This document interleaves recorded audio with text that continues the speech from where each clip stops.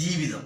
എന്താണ് ജീവിതം? ജീവിതം എന്ന് പറഞ്ഞാൽ നമുക്കറിയാം, വിജയങ്ങളും പരാജയങ്ങളും കൂടി ചേരുന്നതാണ് ജീവിതം.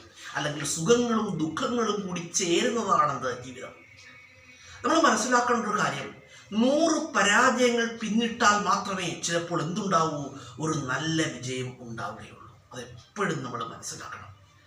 നമ്മളൊക്കെ ചെയ്യുന്ന ഒരു രീതി എന്ന് പറഞ്ഞാൽ, നമ്മൾ വിജയത്തെ നമ്മളുടെ മനസ്സെന്ത് ചെയ്യും, അങ്ങ് അക്സെപ്റ്റ് ചെയ്യും. എന്നാൽ ജീവിത പരാജയങ്ങളെ ഉൾക്കൊള്ളാനോ അല്ലെങ്കിൽ ജീവിത പരാജയങ്ങളെ അഭിമുഖീകരിക്കാനോ നമ്മളുടെ മനസ്സിന് പലപ്പോഴും കഴിയാതെ പോകും കേട്ടോ. പല ജീവിതത്തിലുള്ള പരാജയങ്ങളിൽ എന്ത് ചെയ്യും, നമ്മൾ തളർന്നു പോകും. അങ്ങനെയാകരുത്. ജീവിതത്തിലുണ്ടാകുന്ന വിജയത്തെയും പരാജയത്തെയും അതിൻ്റെതായ സെൻസിൽ ഉൾക്കൊള്ളുവാൻ നമുക്ക് കഴിയണം. നമ്മൾ ഇത്രയും കരുതുക, ജീവിതമാണ്, ജീവിതത്തിൽ എന്തുണ്ടാവും, വിജയങ്ങളും ഉണ്ടാവും പരാജയങ്ങളും ഉണ്ടാവും എന്ന് കരുതി, ഞാനിങ്ങനെ പറഞ്ഞു എന്ന് കരുതി ജീവിതത്തിൽ വിജയിക്കാനായിട്ട് എന്ത് ചെയ്യുക, വിജയിക്കാനായിട്ട് പ്രയത്നിക്കാതെ ഇരിക്കരുത് കേട്ടോ. ജീവിതത്തിൽ എന്ത് ചെയ്യുക, വിജയിക്കുവാനായിട്ട് നമ്മൾ എന്ത് ചെയ്യുക, പ്രയത്നിക്കുക കേട്ടോ. ജീവിതത്തിൽ വിജയപരാജയങ്ങൾ ഉണ്ടാവും, അത് വേറെ കാര്യം. എങ്കിലും ജീവിതത്തിൽ വിജയിക്കുവാനായിട്ട് നമ്മൾ എന്ത് ചെയ്യുക, പ്രയത്നിക്കുക.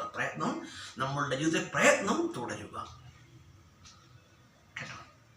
അത് നമ്മൾ മനസ്സിലാക്കേണ്ട ഒരു കാര്യമാണ്. ജീവിതത്തിൽ നിന്നുണ്ട് വിജയവും ഉണ്ട് പരാജയവും ഉണ്ട്.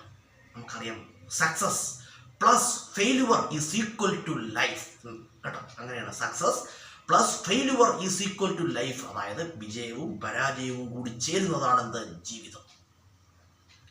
നമ്മൾ നോക്കിയാൽ മഹാന്മാരുടെയൊക്കെ ജീവിതം നോക്കിയാൽ നമുക്ക് മനസ്സിലാകും, അവരൊക്കെ ഒരുപാട് കഷ്ടപ്പാടുകൾ കടന്നാണ് ജീവിതത്തിൽ ഒരു ഉയർന്ന നിലയിൽ എത്തിച്ചേർന്നിരിക്കുന്നത്. നമുക്ക് മഹാന്മാരുടെ ജീവിതം നോക്കിയാൽ മനസ്സിലാവും.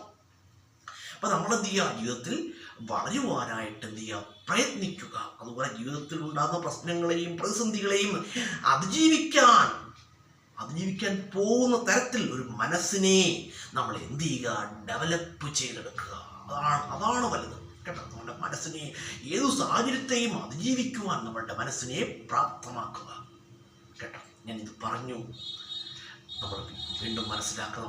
ഞാൻ വീണ്ടും പറയുകയാണ്, നമ്മൾ എന്ത് ചെയ്യുക, നന്മയുടെ പാതയിൽ മാത്രമേ എന്ത് ചെയ്യാൻ പാടുള്ളൂ, നന്മയുടെ പാതയിൽ മാത്രമേ ജീവിക്കാൻ പാടുള്ളൂ.